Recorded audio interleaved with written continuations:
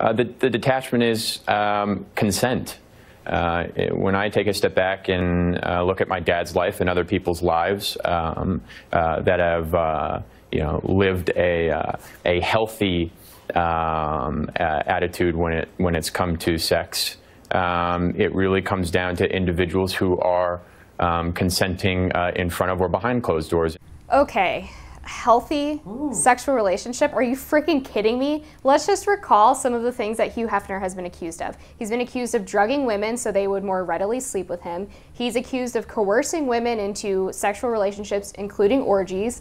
He is accused of physically and mentally abusing the women who lived in the Playboy Mansion, and some have even accused him of rape. But yes, healthy sexual relationships. And this is from Stephanie Ruhle, who calls herself a feminist and claims to be in favor of women's rights, and yet she's allowing Hugh Hefner's son to push this bogus narrative. It's disgusting to me. Nobody has created the objectification and the normalization of this model-like culture of women more than Playboy and Hugh Hefner. It's just like Amber talked about. This guy was, he was probably a sexual pervert. He might have been a sexual predator, and at the end of the day, he's responsible for much of this, like the sexual culture that we see around us. He was a product of his times. He took it way too far beyond its logical extreme, and at the end of the day, we're probably worse off for having him in our culture. Yeah, this is about his time on this earth was about women using their bodies to get ahead, and that's part of the culture that's rooted in Hollywood, where women now apparently have to